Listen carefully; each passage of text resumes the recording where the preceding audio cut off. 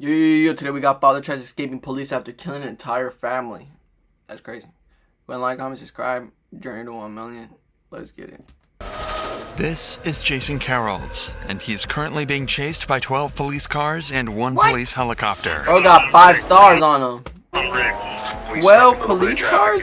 And The a fucking reason cop? is that Helicopter? just a few hours ago, he killed all 3 of his children to get back at his wife for divorcing him. What?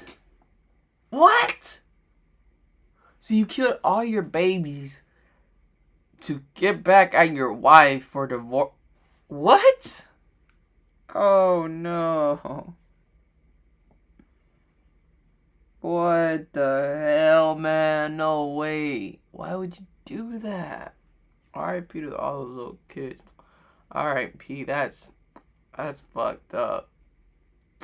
Why would you do that? What is going on? I don't know. Oh my god, no way. Can't even look at them. That's so Why'd you do it? sad. I think I felt like I was saving them. However, What? this car chase would end in a disaster. Steel bridge coming up. He's Dude, look at swerving. this zooming. Oh! Be a good video. Go and like, comment, subscribe. Journey to 1 million. It all started R.I.P. on to Monday this dude. morning of June 13th, 2022. The police June department 13th? of Round Lake, Illinois 2022. received a shocking phone call from 30-year-old Debbie Carrolls, who had just discovered her kids unresponsive. R.I.P. That's crazy. 911 was attached to the emergency. That's crazy. I'm in Camden Lane. My kids, my husband, my kids. Oh Okay, my tell me exactly god. what happened. I came home to take the kids, and they're all on the bed, and they're What? Okay, all right. How many children? 3. How were they killed? Please, How were? Oh my god. they're cold. They're cold. How? Okay, Please, ma'am. Ma'am. Bro, I would've passed out. How were they? I How would've passed out if I were seen they my kids. killed? I don't know. Maybe he suffocated them or cut them. They're laid in the bed. I'm assuming he choked them. Okay, where are you? Dang, Hey, ma'am. that's Okay, we have sad. officers there. Why Where are you would right do now? That? I'm upstairs. Like, come inside. I'm Okay, upstairs. she's upstairs. Please, please, please, you guys, wake up, please. Upstairs with the children. Damn. We gotta get in there with the rest of you guys. Let's just go in. Let's just go in. I think we have enough. 42 locations. Police! Police department! Police! Coming up! Coming up! We got blood here. Damn. I need to stay here. Is there That's anybody so sad. else in the house, ma'am? Is there anybody else in the house? I don't know. What is going on? Aww. Okay. Okay, ma'am, do you have any weapons? No, I don't have any weapons. I'm gonna have you step out here with me, okay? Come out here. Step out of the room. Come out here. Aww. That's When so sad. Do officers not want to leave them. Made it to this horrifying scene, they quickly escorted the traumatized mother out of the room, and inside, they found her 3 kids. Wow. Bryant, Cassidy, and Gideon, all lying in the same bed, completely unresponsive. As of Wow. now, all the information officers have comes from Debbie's 911 call, where she claimed her husband committed the act. However, he is nowhere to be found. So Because he they dipped. decide to ask her. You haven't spoken to him at all today? No. Last night, on Friday. Where you come from there, sir? Where am I coming from? Yeah. My mom's home. Debbie would go on to explain that she drove to this house to pick up the kids from Jason Carrolls, her What? 36-year-old ex-husband with whom she'd been going through a divorce. 2 days prior to this Why crime, would he? Debbie said she had given Jason their 3 kids to spend time with him, What? not realizing this would be the last time she saw them alive. When it was time to pick them back up, Jason wouldn't answer the calls, making Debbie Damn. go nervous. That's when she decided to check up on her children herself, only to discover I the bet she had a scene bad feeling. Jason left behind. Moms always These know. facts alone are enough to make Jason the prime suspect. Police officers decide to check on the whole house and confirm that the suspect is on the loose and not hiding somewhere at the crime scene. I want to make sure no one is hiding in the house that we're missing out on. If you guys want to be, I'm going to check the rest of these rooms. Police department!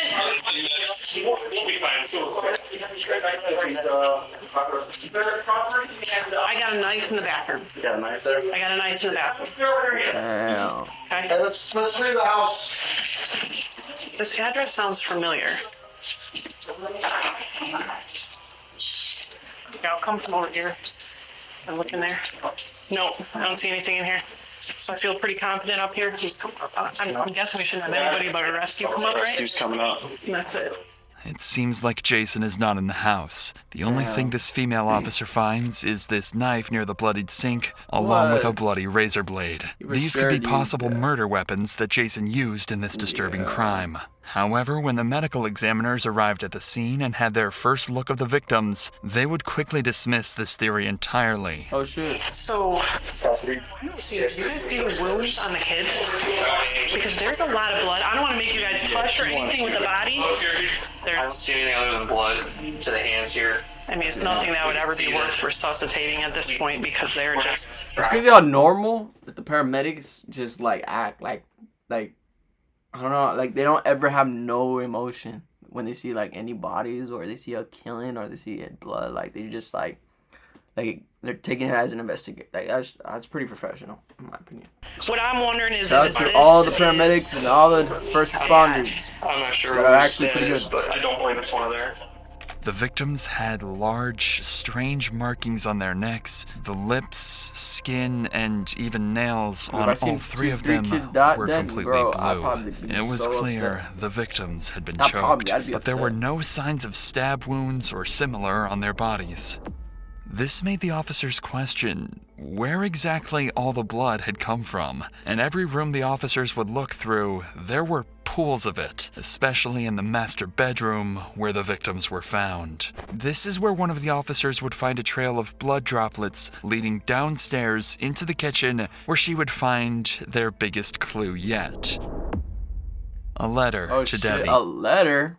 Despite the difficult handwriting, there are several clues in the narrative proving that Jason Carrolls wrote this note and left it in plain sight for Debbie to find. Bruh. According to Jason, their marriage I tried so hard to help you, and what about that? lasted for 7 7 years before years? they filed for divorce and fought in court over the full custody of their children. Halfway through the note, it seems that Jason lost the court. And this is also confirmed by the disturbing If I can't sentence have written them, neither can you.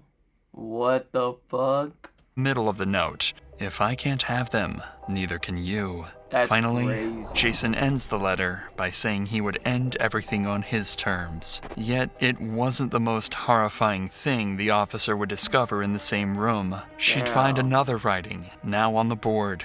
I'm sorry, I loved them too much to leave them behind. What? You promised, you swore, you lied.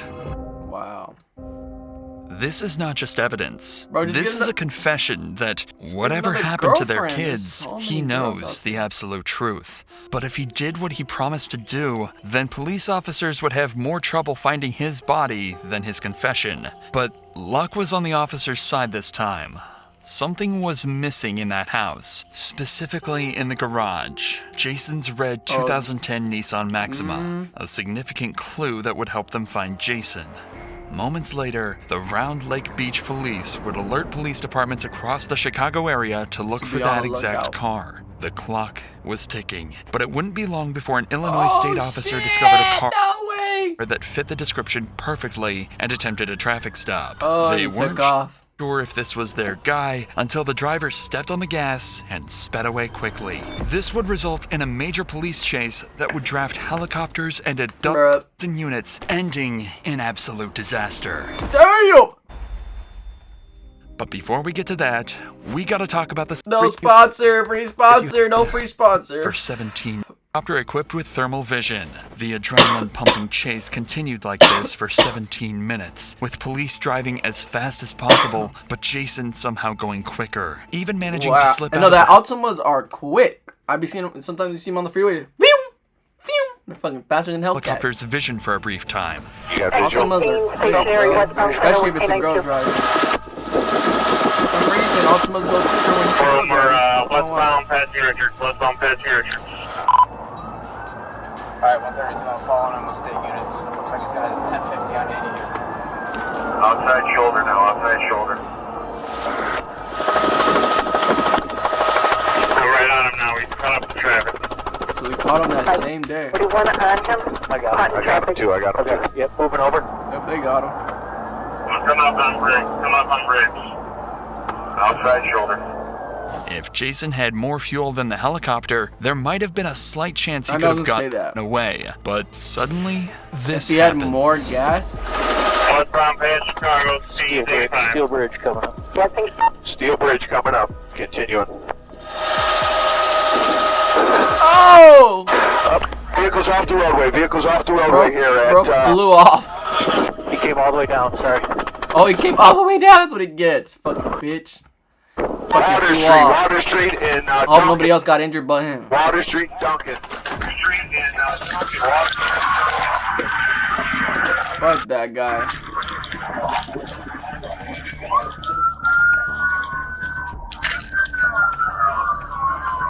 Damn! That's what he gets. That's what he deserves, bro. He should have fucking fell harder. Is this the highest quality?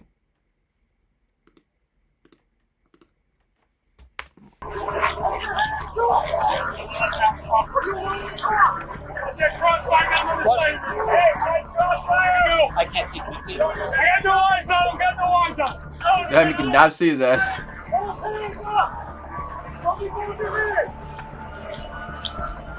Keep him there!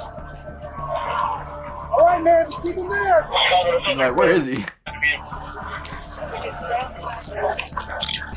Damn! That's what he gets, that fucking bitch. Fuck that guy. Can you see his hands? Yeah. Put your hands in. Keep him up. No, I'm not gonna shoot you. Put your hands. Put your hands out of the car. Pull his ass out. Put your other hand out the car. Got any weapons in the car? No, sir, I don't know. No knives, no nothing. Fuck that guy. My plan was to... What? Leg right now, lacerations up on the arms. My plan was to drive... Hey man, can you feel your feet? Fuck you. So, Willie, don't move your legs, move your toes right now. Anything else, right? You don't know? Keep your eyes open for us, okay, bud? Fuck you. Close your eyes and die. You just did! What's that? That's good, man. Hey, good news is you didn't hurt anyone. I mean, besides yourself. Further inspection of Jason's state proves that Jason is unharmed, but clearly struggles to stay semi-conscious. But even then, he has enough strength to admit what he did back at the Fucking bitch. house. Are you doing range? Yeah. What's that? You think you hurt your kids? They tried to get over, and then I woke up, and all of a sudden, they were dead. You don't remember what happened? I mean, Cop sweating. I know what I did, but I didn't feel like it was me doing it. I don't understand. Alright, man, well, we're gonna get you the help you need, okay? You go to jail forever and then you're gonna get help. Don't you know? There's stuff from here, but you know what I did. I've heard some stuff. I mean, it's all kind of new to me. I mean, I'm not gathering enough. Why does every cop sound the same? To be with them. That's Literally every cop sounds exactly like that. So hey, This is so funny. we gotta get him out, but I want to keep control of his hands. You know what I'm saying? Yeah. Figure this out with the fire department. For the next 10 minutes, a team of rescuers would be working hard to cut off the roof of his vehicle and get him out Fuck safe. him. Although he looks mostly uninjured, the EMS cannot take their chances and take him to the nearest hospital. It would be an absolute miracle for Jason not to have any damages, especially after a disastrous crash. He somehow survived, escaping death this day. Wow. But the That's some bullshit. person he couldn't escape, no matter what, was Detective Barrera. After being informed of Jason's stable condition, he and his partner were dispatched to the hospital. Hope he goes to jail. Their only goal was to get as much information out of Jason as Oh, I hate that guy. possible about what had happened hours earlier, but more importantly, why it happened. To do this, they'd start with talking about his relationship to his former wife and the mother of his children. So what's going on in your wife, man? I mean, from my understanding, you guys have had some issues, or Well, my side of it is you can go and look back at like text messages, phone calls, like since we met each other.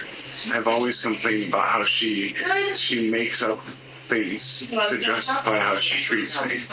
Oh my god! Then why do you? And then you, bro. You okay? Was it because I have no self-worth? I don't get that. And she's always like manipulated me and like put me down and been mean to me. And the only time like I've really been mean to her is when. And why didn't you just I'm leave not her? Being mean. It's more like it's like she said something mean or rude that's not true to hurt me. So I say something mean back because I know if I say something mean, she'll tell me the truth. Clearly, this doesn't make much sense. It seems like Jason might be trying to portray his wife as a manipulative and toxic partner. However, it's hard to tell if this is a genuine feeling or simply an attempt to gain sympathy from the officer. So Detective Barrera decides to keep digging.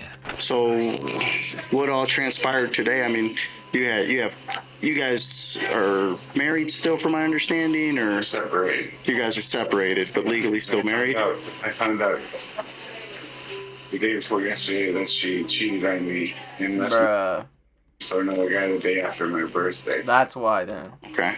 And then she's been keeping the kids from me, but she claims that she hasn't. But the truth is I thought she was keeping the kids from me. But the truth is she was seeing somebody instead of like calling me with the kids. And you know what I'm saying? Like I found out she was cheating and she was lying. Just lying to me. And, why do you care? You went back. And like I was just very adamant about it. And then anyway, because like when you're with someone for 7 years, like you know their poker face. You know what I mean? Like you know when they're lying to you. I get you. Like, especially someone that lies as much as she does to me and yourself. He's just playing Jason out like is he's a describing victim. his wife as manipulative, Bro, mean, you and literally the killed your problem in their kids. relationship, which seems unlikely given what they know I don't he's get done. that. This conversation is going nowhere, so the officer decides to move on to more important things. What happened to the kids? Yeah, what did the kids have If I'm being honest with you, sir, I don't know why I did what I did, but like I know what I told myself when I did it. You know what I mean? Like what? And it was like that they were that like they deserved to be with me, and that like she was neglecting them, and I wanted myself, and for some reason I thought it was okay to hurt them too. I don't get that. I don't know why I'll never I did understand that. Like I thought we would be together, like you know, in whatever's after this life, like you know. Dude, bro, no way, that's so sad. And like the whole time I was trying to get myself at home, I kept telling myself they're waiting for you. You have to be with them. Was this something that you wanted to, for her to feel your pain in that sense, or you know? Say yes or no to that. What? Honestly, I don't think so. No, that's a different type of pain, though. I That's just painful. didn't want to be in pain. And That's pain forever. The pain you're feeling is temporary, bro. Bro, you're never gonna get your kids back. You can get another girl. You can always get another woman. You can always remarry, have another life, have another family, bro. But you can never redo those kids and have those kids. Oh my god. I told myself that. No way. And you'll actually hear it in the last that's time we the talked. reason. I told her, it's like, if I'm not around, Doesn't you're make just going to sense. start taking it out on them, and they don't deserve that. And I think I felt like I was saving them. I don't know why. Saving them in Like what sense? from going through the pain that I did. It's almost What? as though he believes what he did was reasonable. I know it was at least in the justified. moment he did it. If this is indeed the case, it's likely he is genuinely mentally ill, which means he had limited control over what he did and can claim that in a court of law. Really? But regardless of if he is mentally ill or not, detectives still need to build a case against him. So they decide to dig you know deeper into what exactly he Happened. did to his Yeah, kids. what he did. Just kind of walk me through today, kind of what was going on. How were the kids? Were they joyful, playful? They were awesome. Yeah. Wow. I mean, they wasn't like frustrating. Like this was yesterday and the day before. What was? I did everything I did. I started doing What? Murders took place. this morning at 1 in the morning. What the fuck? At 1 in the morning? So 1 in the morning is when everything happened. Yes, Yeah, sir. that's why I stay up late. Cause I don't know how to trust dude. I Okay. stay up So late. what was going on? Because I know you guys spoke on the phone yesterday, right? Yeah. What time did your guys' phone call end? I want to say about midnight. About midnight. Yeah. Okay. You guys' phone call ends around midnight. Yeah. Wow. And then what happens? Were you drinking? You say you don't drink, right? Okay. No. Hey, no, absolutely. Right now. Okay. So then what kind of happened? What kind of triggered you after the phone call ended? Were kids sleeping or were they up? We were Everybody watching was- TV, What? and then I knew I had to give him a bath, Yeah. and like I don't know, like I just Bruh.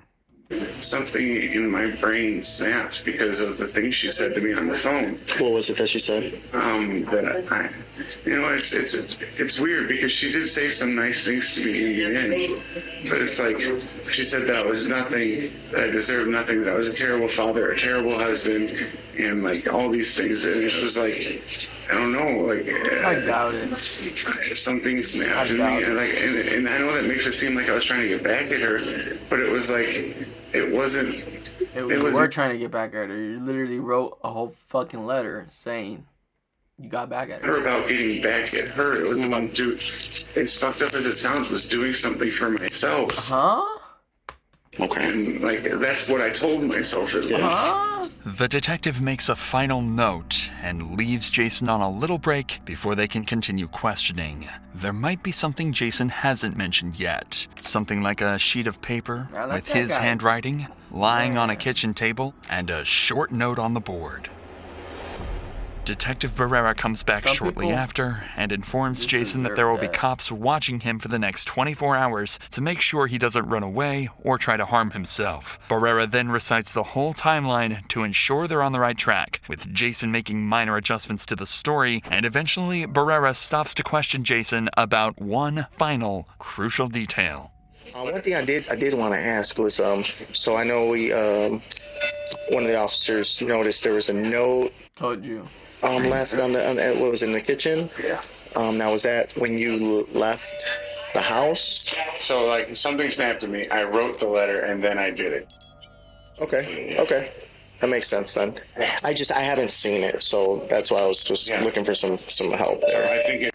Then I I want to haven't read a little bit, but seen it, so that's why I was just Yeah. looking for some help So there. I think it starts off like I mentioned about how she swore on the kids' lives that she wasn't cheating on me, and like and then I said how bruh, no way. worth it. It was like it wasn't like I hope it was worth it. I'm getting back at you. I was hoping it worth it. Like you pushed me to do something for myself. Like kind of. Okay. What? So she swore on the kids' lives that she wasn't cheating on you. Yeah. In reality, That's she what made me was. Snap. Like I don't know. Maybe like So then you yeah. So basically she said on the kids.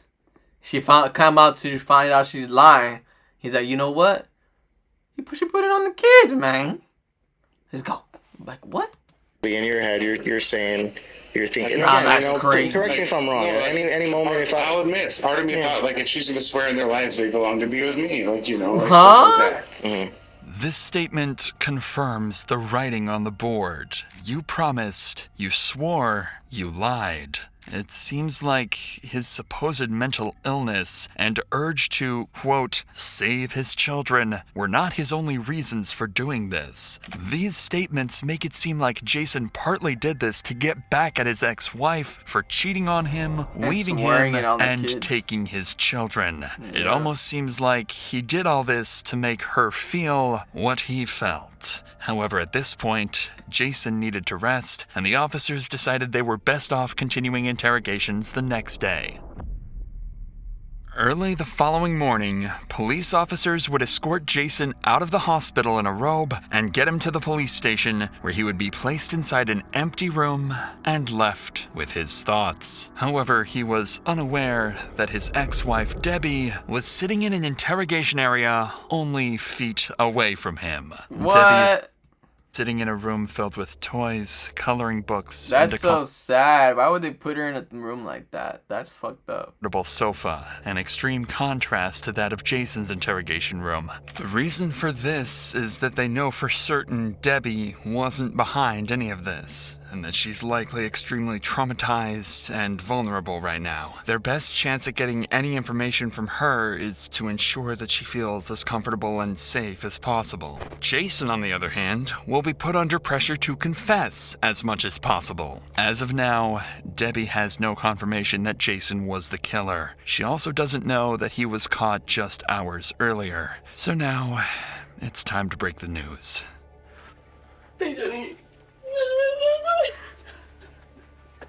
Damn. I know we spoke earlier. I'm sorry, I don't, this isn't part of my job I enjoy.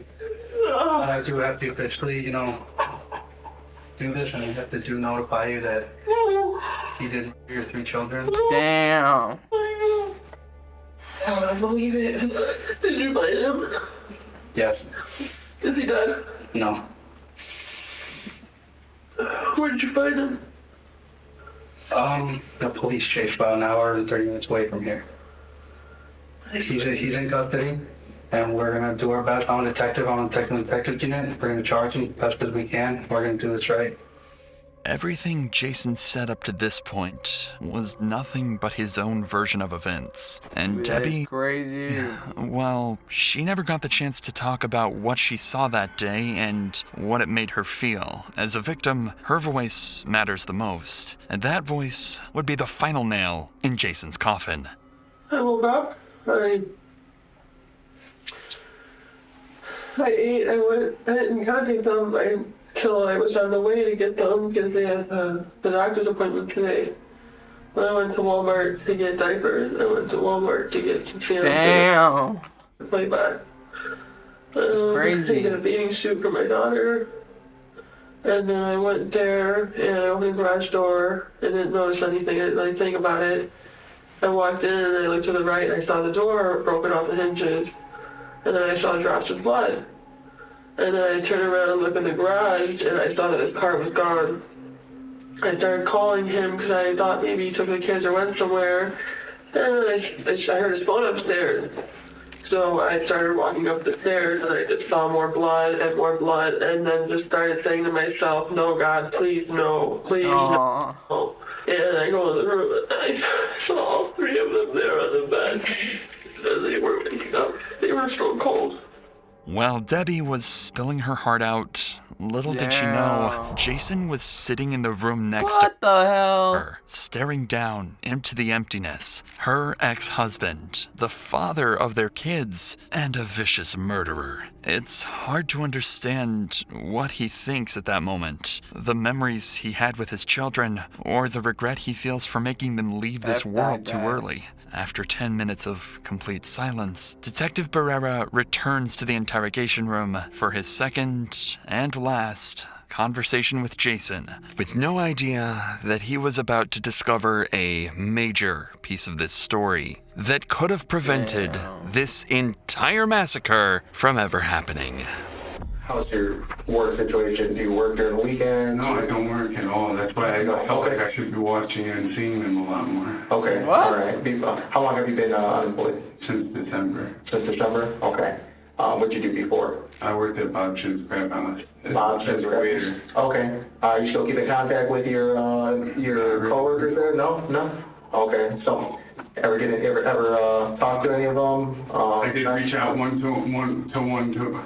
to one of them after I found out that he was cheating because she had claimed that she met him at a bar and that one of her coworkers gave him her number. So I just messaged whoever. I was like, hey, can I ask you a question? And he was like, oh, sorry, I didn't get that. I was like, oh, never mind. Like, I figured it out. And then I kind of broke down later, and I was like, I just found out. And I told him, like, everything, because he was the one person that I felt like I could trust. Have you talked to him since? No. How long ago have you had contact with him? That was, like, two days ago. Or that was, like, Saturday or Sunday. And so Saturday, the kids get dropped off. Around what time? Bro, that just should take you out to drink. I want to say 1. It was afternoon? Yeah. Okay. How were the kids? Were they happy to see you? Joyful? Yeah, they were happy to see me. And, like, well, because the kids were outside playing on the swings and stuff. So, like, I started asking around, like, I was very, like, calm and I was just asking questions about, like, who she was seeing and, like, how she met him and stuff. The kids? And then, and she would say, like, she didn't want to talk about it anymore. And I would say stuff like, what do you have to lose? Like whether you cheated on me or not, it doesn't change anything with the custody battle, because Illinois, like, I know the law with, like, it wasn't a bad... Bad exchange? It wasn't bad, it wasn't good. It was just, I had handled it great. No, you didn't. I had got mad and texted her later, and like, I don't remember what I said in the text. Okay. Because I was just so mad that she was, like, that she's still lying to me, Okay. and that, yeah. So then you sent her a message, and you, And I was just getting upset too, because she kept saying stuff like, you should be spending time with the kids, and I'm like, I'm messaging you because they're sleeping. Like, I'm messaging you because, like, I can play with them and text you at the same time, like, With all of these events combined, there would be one last phone call that pushed Jason to his limits. But that same phone call could have prevented this murder, if not for Jason's hatred. And you mentioned it was the phone call that even kind if that were the kids doesn't set things off, maybe? That's the thing, like, I mean, there was a phone call, and then about a half hour, 45 minutes later is when I started everything. But, like, even the phone call, it's like, it ended well. You know, like, it had a great ending. Even the phone call, like, she was willing, sounded like she was willing to work with me and stuff, but I think I just didn't believe it, like, and I just didn't want, I know it sounds up and messed up, but I just didn't want this to end. Like, I wanted to be with them forever. Bro, that's not the case. That was the only way. It sounds like Jason actually was close to resolving a lot of his frustration with Debbie. But something after this call and before the attack must have triggered him to go through with this insane and horrifying plan. Like, I don't mean, like, I don't want to hurt her, but I'll say some things sometimes to hurt her because she hurt me. And, like, but I wasn't doing it to hurt her. Like, that was not my intent. Because, like, if that's what I wanted, I would have, if I really wanted to hurt her, I would have stayed home. I would have waited for her to see the kids like that, and I would have hurt her too. Okay. You know what I mean? Like, I would have. I believe you, Jason. Yeah, I don't think by any means am I sitting here saying you wanted to hurt her, I mean, again. I didn't want to hurt anybody. Okay. Yeah, you did. Now, let me ask you this. Now, you knew at some point she would come and find you guys.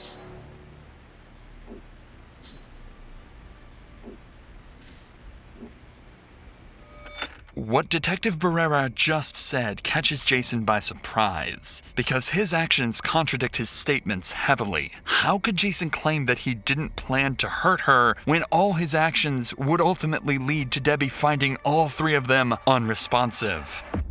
It wasn't until about like noon, 12:30, like so 12 hours later almost, that's when I realized like she's gonna be here soon. Like I can't, like I don't want to hurt her. I don't want to. So he was with the kids the whole time while they were dead? That's crazy. Here when she's here because I'm just gonna end up hurting her to give myself more time to be with them. Yeah. And so like my whole thought process was, is the only way to get more time to do it is that I'll go drive into something. But then there was just too many cars on the road. I didn't want to hurt anybody else.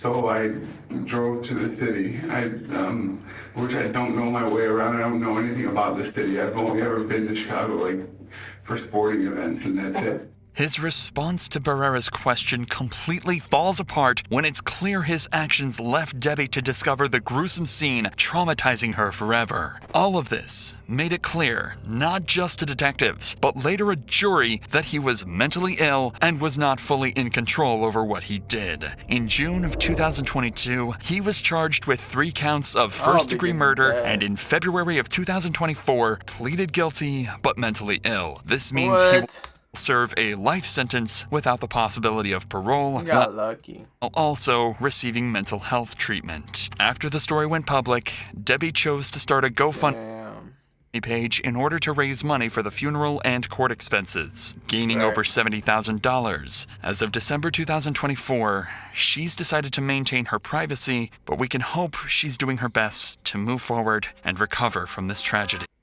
Dang, I hope she's okay. Go ahead and like, I hope she's recovering. Alright. Go ahead and like, comment, subscribe, right on 100K, journey to 1 million.